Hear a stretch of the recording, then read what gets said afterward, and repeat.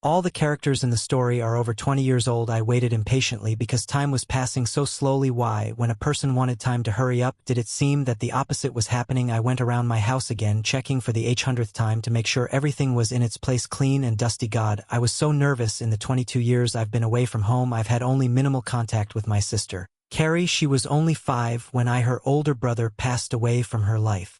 Now when she is only 26, she said that she needs to stay somewhere after the divorce from the dog. I was a career soldier, and now I've retired. My life since I took the oath has taken me to several countries and to 2 short marriages, the type of marriage that was wrong from the very beginning, like I should have known better. I will not talk about what I did in the army marriages that I will agree to if asked. After retiring, I moved to the upper part of lower Michigan, very rural area. Neighbors can be both close and miles away from each other. Mine weren't close. I joined the army a week before I graduated from high school. I left home and wanted to get away from everything in the small town I grew up in, including my parents. They were very conservative Christians, prone to condemnation and control. I couldn't wait to get out from under their influence. My parents pushed me away as much as I pushed myself away. On the other hand, my younger sister was just collateral damage. I never wanted to hurt her, but in order to see her I had to talk to my parents, or rather my father, due to various business trips abroad over the years and my stubborn nature. When it came to communicating with my parents, it was easy to lose contact with my younger sister. She was only 5 the last time I saw her, with a runny nose full of freckles and fiery red pigtails.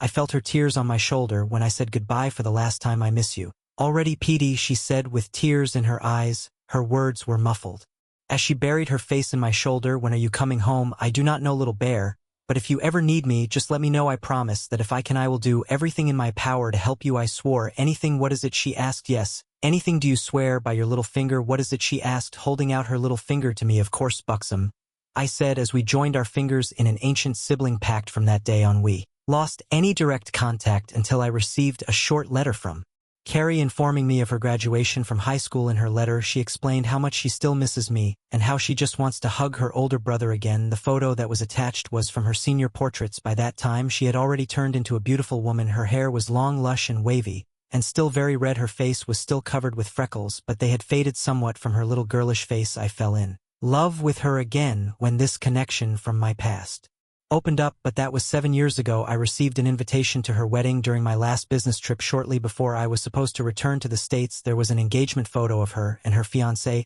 He seemed kind of nervous to me, but if my younger sister wanted him and my parents checked on him, I was in no position to object. In her letter, she said that she and her new husband would move to the East Coast after their honeymoon. He worked in the sales department of the National Cosmetics Corporation, and his territory was the Northeast. Along with the wedding present, I wrote a short note explaining why I couldn't attend her wedding and wished her all the best. I really felt guilty about missing out on my younger sister's growing up years, her graduation, and now her marriage. I swore that when I retired I'd be more like the brother I'd never been. Fast forward a few years, and I finally retired as a private with a salary of $6,500. Many years ago, I decided that the charm of the silence of the northern forest would become a cleanser for my tired bones. Most of all, I was interested in trying to regain any lost and wasted affection for my family before I could contact my parents. My father passed away. The email I received from my mother was short and to the point. My father died of a massive heart attack. She also sent an obituary from our local newspaper. There was nothing else special. She said he had been cremated and the funeral service had already taken place. She also told me that she would sell all their possessions and then move south to a retirement community run by their church in Florida. She didn't encourage me to visit in any way, so I guess she still wanted to distance herself. I thought back for a moment to our last years together. I felt the sudden loss of a family I had never really known or understood. After I was discharged from the army, I applied to a real estate agency in the area where I wanted to move. I wanted privacy, so I settled on a large plot of several hundred hectares with an old farmhouse and several outbuildings in the center. The house was bigger than I wanted or needed, but the owners couldn't wait to sell it, so I bought the old house along with 80 hectares of woodland for less than $100,000. I decided I couldn't make a mistake, so I put down the cash and signed the papers. The house was in poor but habitable condition. The previous owners didn't spend a lot of money on modern upgrades, so I had a clean slate when I took over the renovation. Everything should have disappeared. The house was now mostly finished. I had a new and modern kitchen. The electrical wiring and plumbing were new. The walls and floors in each room have been redecorated. I even tore down the wall in the bedroom to equip a bathroom for the owner. Now there were 3 bedrooms upstairs with 2 bathrooms. The ground floor also had its own full bathroom. My house was mostly finished, but the one thing I wanted the most was missing: a family that will turn this place into a home. As much as I like the quiet and peaceful countryside of this area, I couldn't have chosen a worse area of the country to look for a wife. That was about to change now. It was early evening when a fairly used and battered pickup truck with a rental trailer attached slowly drove into my yard. My sister Carrie was finally here. She sat in the truck for more than a minute before the door finally opened. We talked briefly on the phone, so I knew she was divorcing her husband and moving. Here I also knew that she was moving from the East Coast, but I didn't realize that she was moving here as well. The truck door creaked loudly when she opened it and the foot slipped off the truck. I went over to see if she needed any help, but before I could open my mouth I heard a screech and a tornado of red hair flew at me. Oh my God, it's you. She rushed at me with everything she had, and when she got to me she jumped on me like a spider monkey. I had to do my best not to fall when this 60 kilograms. Whirlwind of red hair, arms and legs literally stuck to my body. She started kissing me all over my face while tears of joy rolled down her cheeks. Oh my God, Petey, I'm so happy to finally see you again. You'll never know how much I've missed you. Please tell me that we will never break up again. You're never gonna leave me again, are you? No, Buxom, I live here now. My travel days are over. We will never part again, so I can stay forever. I should have known what she was asking before I answered, of course. Forever if you want. Oh Petey, I love you so much. Carrie covered my face with kisses again, squeezing my neck. I was starting to feel a little uncomfortable with our close proximity. I mean, she was literally tied to me with her arms around my neck and her legs around my waist. Let me look at you. I haven't seen you since you were 5. She posed briefly in the pose of a model, then turned around. She was wearing a light green summer dress. It ended just above her knees. She was about 170 centimeters tall. You're beautiful, Carrie, probably the most beautiful woman I've ever seen. I blurted out. Oh Pete, I'm a mess. I've been traveling almost nonstop since I left New York. I only slept for a short time in the front seat in a recreation area on the highway. She said, I think you're beautiful, Carrie. Do you need help with your stuff? It's getting late, and one thing you'll learn here is that mosquitoes rule the night. She laughed and said that she only had one suitcase for tonight, but when she unloaded her trailer there would be a lot more. I dragged her suitcase into the living room and she grabbed my hand and said, show me your house, Pete. I took her on a tour of the lower floor while she OED and awed at everything I was doing. Carrie was particularly impressed with the new kitchen. Oh Pete, I'm gonna have so much fun cooking for you. Wait until you try my meatloaf. When we went upstairs I showed her the bedrooms, my master room, and finally the bathroom, which I built from scratch. The room was huge with a shower cubicle measuring 3 by 3 covered with glass. The shower had several shower heads built into the ceiling and walls. I even made a footstool so my wife could shave her legs in case I ever get married. It cost me a lot of money, but it was worth every penny, as I thought. I also turned on the heater as winters can be brutal here. I complimented the room with a huge bubbling hot tub, a long dressing table with a full-length mirror, and a combined toilet. Carrie had never seen a bidet and told me about it.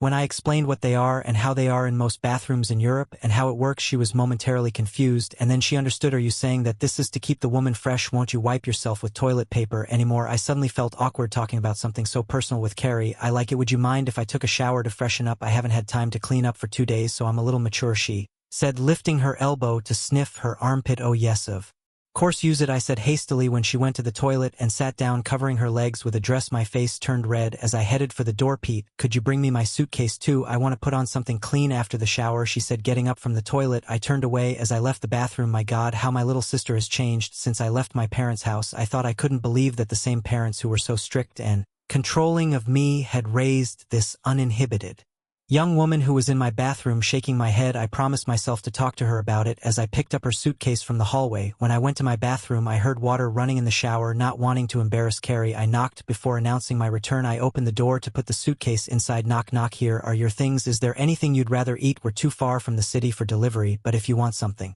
special, I could run into the city. If not, maybe we could go to a restaurant. There's not much here except for family-style restaurants, or we could eat at home. Your choice. I couldn't help myself as my gaze shifted to the glazed shower stall. I could barely see my sister's body through the steam as she rinsed her hair. Let's have dinner at home tonight, Pete. I'm really tired of the trip. Besides, I want to get to know my brother again. Is this normal? That's fine with me. I'm going down the stairs. Call me if you need anything. All right, Pete. I took another quick look at my sister through the fog and left the room. About 30 minutes had passed when I heard Carrie enter the kitchen. I was making sandwiches for us and had my back to her when she came into the room. It's good that I installed a water heater at the request of my sister. With a normal type of shower, you would run out of hot water while taking a shower, I said before turning around. I turned to face my sister and fell silent. Her hair was wrapped in a towel and she was wearing only a t-shirt. Sis, are you comfortable enough? Do you even have a robe? My gaze finally shifted to my sister's face. Of course I have a robe, Pete. He's in my trailer somewhere. Am I shocking my cute older brother? I didn't want to do that. It's just that I feel so comfortable around you. Are the sandwiches ready? I'm so hungry right now. What is it? She asked, sitting down on a stool at my kitchen table. Of course, what would you like to drink, Carrie? I have beer or water. Tomorrow when you're settled in, we can go grocery shopping if you want anything. Beer is great py, she said, biting into the roast beef sandwich ID made. I opened 2 beers and handed her a glass. No glass, big brother. She took a long sip from the bottle. Damn it, that's good. There is nothing better than a cold one after a long hot shower. We sat quietly across from each other at the counter and ate hastily. I was curious about what happened to Car's marriage, but I also wanted our reunion to be as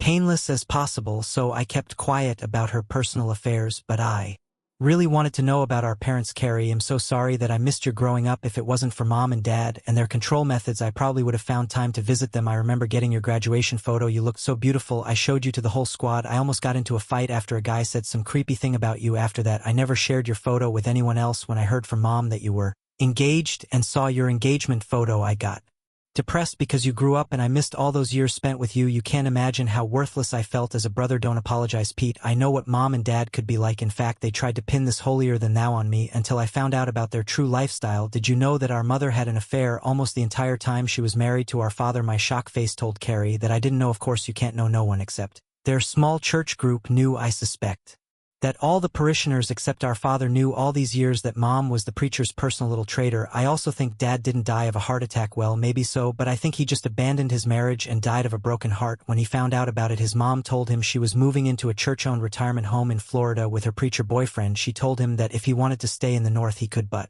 she would not leave her man even if the Pope moves in with her. The priest will live with her and she will sleep with whoever she wants. She never gave dad a choice: live with her as a cucked husband or live apart. While she was openly playing in bed with her boyfriend, my reaction was predictable. Are you saying that our mother also had this affair while I was growing up? Without a doubt. By the way, guess who my donor is? Carrie hesitated for a moment. Yes, you guessed it. He's a good old preacher. When I was growing up I never noticed, but my hair is the same shade of red as his. I've never had a DNA test done, but the evidence was pretty convincing. I wouldn't be surprised either if dad wasn't your donor. Carrie took the last bite, chewed in silence for a minute, and washed it down with a last sip of beer. So you're my stepsister at best. We really have the same mother. That's right, but now my name is different. No one here knows me as far as everyone here knows him. Your old friend from the Far East. We connected to the internet again after you left the army.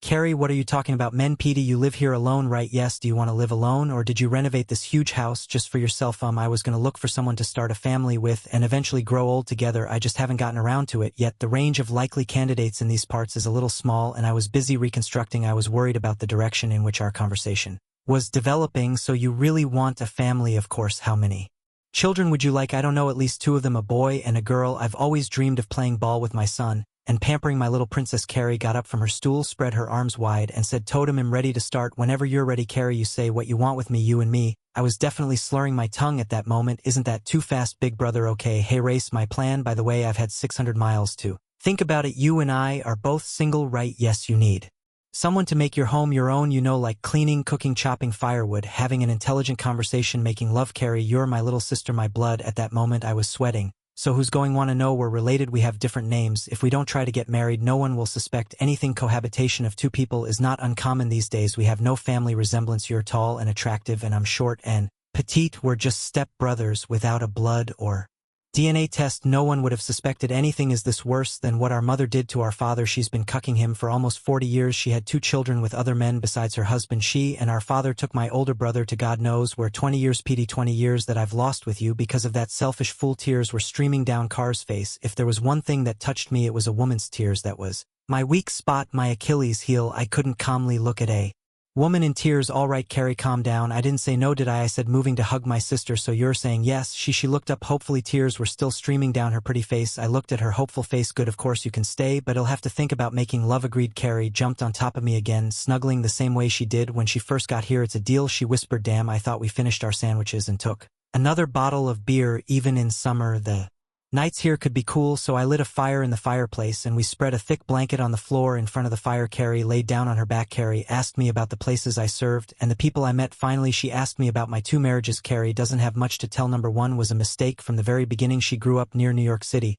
Her name was Bragg. I met her at an after-work party, and that night we met. She was good in bed, so I started considering her as a suitable wife. The problem was that I was often away from home and she wasn't too picky about who she shared her bed with. The army is a very cohesive group. None of us like it when our spouse goes astray, so there is always someone who looks out for us when we leave the country. We had only been married for 6 months when I was sent to the sandbox for a year. By the time I got back I had names, dates, addresses, hundreds of photos and hours of videos. She didn't even try to deny anything when she was handed the divorce papers. She signed them without even looking at them, and then left the room with her then boyfriend. I never saw her again. I was sent back to the service. When the divorce became final, number 2 was a young local girl. I was back in the sandbox. Men in her village, including her male relatives, tortured her, and then stoned her to death for allowing herself to be defiled. Women are treated differently there than here. They are considered chattels and treated like slaves. All of them have a lower social level than any man. The richest wife is considered inferior to the lowest man. A sheep shepherd returning to my future wife. I will say that I saved her at gunpoint and took her back to the base with me. She was in pretty bad shape, but I took care of her in my room, and in the process I fell in love with her. I was so lonely, and she was so needy that we just got along. When she was able to move around, I asked her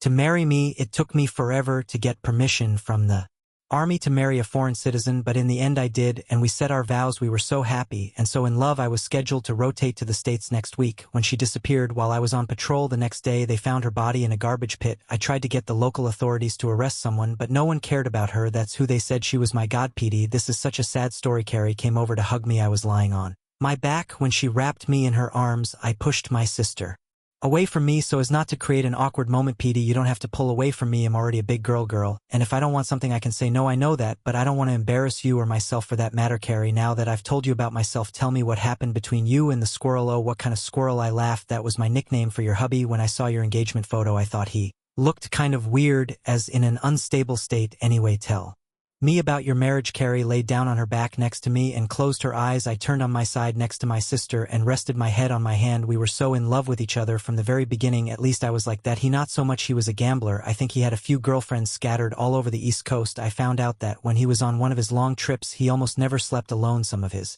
girlfriends were also married. Go figure it out. Carrie sniffed and wiped away her tears. I never knew exactly how many regular girlfriends he had, but even was too many. Sometimes I caught a strange scent of perfume on his clothes. What finally made me realize how sloppy he can be is that I saw some selfies that one of his girlfriends sent him when he was in the shower after a trip. Then I rummaged through his phone and found some photos of him with some girl. There were actually a few girls there. When he got out of the shower, I kicked him out of the house. The divorce was very bitter and too expensive. When we finally agreed on the terms, I left with only a few things and $5,000 in cash. I gave him the house for sale, but since we only paid for it for a year, there wasn't much to share. I traded my little Honda for something that could pull a trailer. When the divorce was final, I booted up and called my big handsome brother, and now I'm just living a good life with my older brother, and I'm going to live happily ever after. Carrie sniffed again, then laughed bitterly. I hugged her, and she put her head on my chest and cried softly over her lock. I was in a difficult position. I've always lived alone, but not now. My sister has just moved into my newly renovated house in hopes of becoming my soulmate. My sister was even ready to give birth to my children before she arrived this morning. I hadn't even seriously thought about the fact that I didn't have a date. Now I had a really hot woman who was ready to be my life partner. The only problem was that she was my sister, or stepsister, according to her story about our mother's affair with the donor. To be honest, I was not categorically against this idea, and that was my predicament. Why wasn't I there? I have come to a decision. I was still hugging her while she was crying silently. Well, always have to be careful with other people. You know, I can't call you sis, and you can't call me big brother when we're around other people. I began. Carrie looked up at me and tears began to flow down her cheeks. I know, Petey. Anyway, I've always called you Peter. Petey, however, we really need to come up with of the story. I'd like to be the arranged girl from your past. We broke up many years ago due to frequent breakups, and then reconnected online after you left the army. Since I recently got divorced, I can honestly say that I contacted you after my divorce became final. We are now reuniting after several years of separation. It could be a story about a long-lost love. In fact, this is not far from the truth. She thought about it, smiling again. She wiped her tears with her t-shirt. I spoke again, looking into her eyes. Just to be clear, are you ready to live with me as my life partner, to start a family, to give birth to our children, to have and protect in sickness and in health from this day forward? Are you ready to share my life with me as a man and his wife would do? Oh yes, Petey, I will. You know, you're too hot for someone like me. Most people will wonder how I managed to persuade such a young woman to live in isolation in these northern forests. Carrie giggled. Leave it to me to worry about it. If anyone gets too curious, just tell them it's none of their business. Carrie knew she made that impression on men, and since her brother was a man, judging by my bulge, I was a big man, more than her ex. If you don't want to make love, you need to stop squirming. She stopped moving. Haven't you been following this conversation, mister? Who said anything about not wanting to make love? I just swore my loyalty to you forever. We're going to start a family. In case they didn't teach you that in the army, it'll tell you to conceive children, you need to make love. Good. Now I was playing along with Carrie. Having served in the army for 20 years and often showered with countless men, I have come to the conclusion that I am not the biggest stallion in the paddock, but also not the smallest. Before you get upset, I know how big the average male appendage should be. I also know from personal observation that the men in My unit tended to be of a larger build. It's just a random observation here. We never really appreciated each other. It's fine if you say so. Although my ex was only half as big as you, it scares Petey a little. Carrie said timidly. Carrie, I promise I won't hurt you, but you have to trust me. I suddenly remembered the promise I made when they parted for the last time. Carrie, do you remember what I told you when you were 5? The promise I made to you the day I left. Do you remember the pinky oath?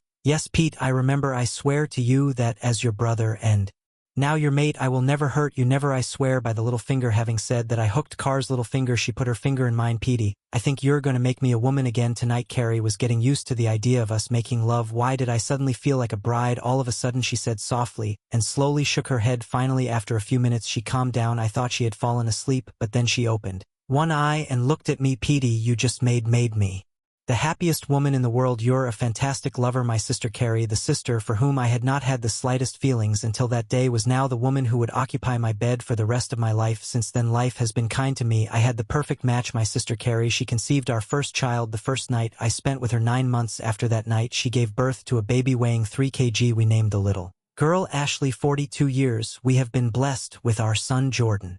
On Car's 30th birthday, she blessed us with twins for the last time. Dale and Debbie, we discussed this in advance, and at the age of 43, I no longer wanted to produce children. Carrie agreed with our decision. We felt blessed and vowed to focus on our little brood. No one ever found out about our little secret.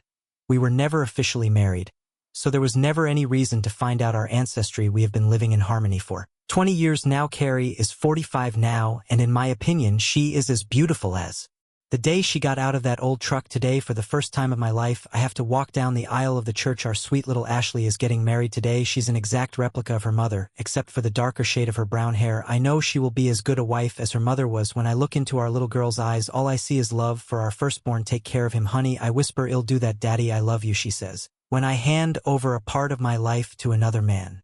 When I turn away from the altar, my eyes water. When I could see again, I looked into the eyes of the woman I love so much, my Carrie, my beloved, the mother of our children. My sister. Time inched forward slowly, but every passing second carried with it the weight of 2 decades. I stood by the window, glancing out at the gravel driveway. Carrie's battered pickup and trailer finally came into view, kicking up a small cloud of dust.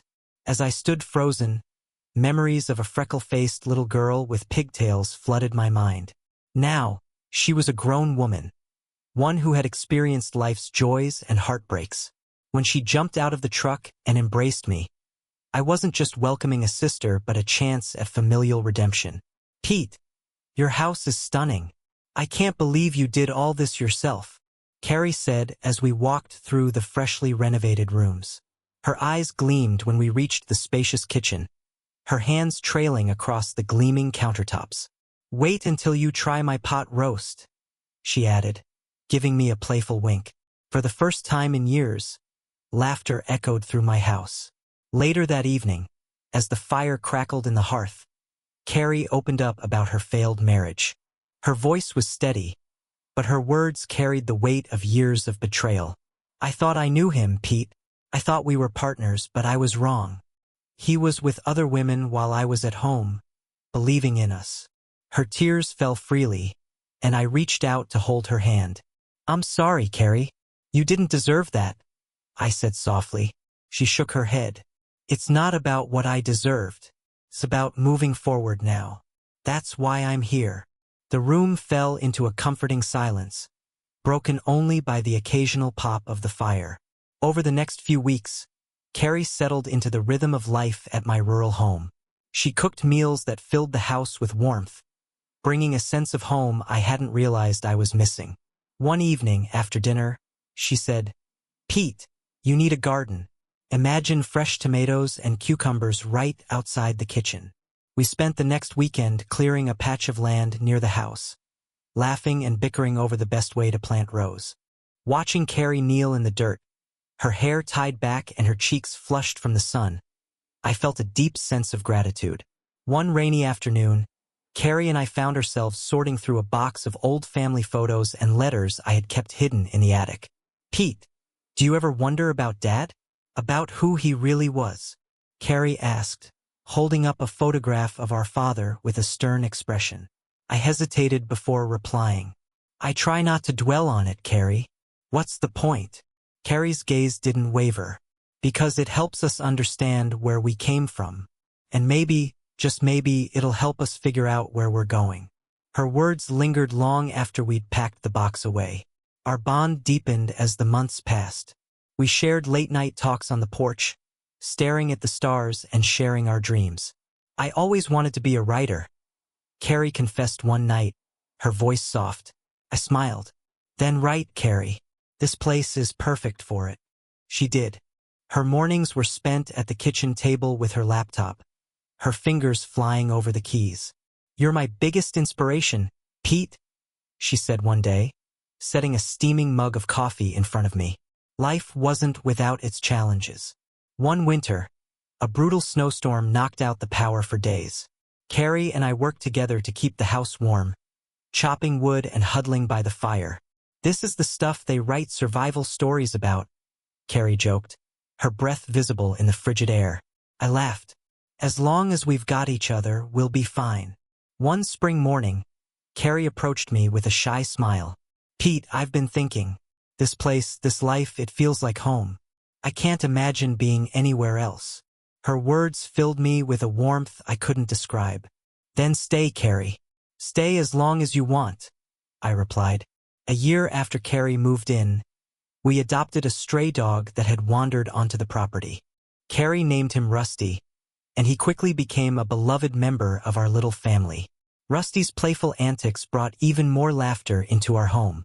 He followed Carrie everywhere, his loyalty a reflection of the bond we were building. Carrie's writing blossomed into a career. She published her first novel, a story inspired by our shared journey. This is all because of you, Pete, she said at her book launch. I shook my head. No, Carrie, this is all you.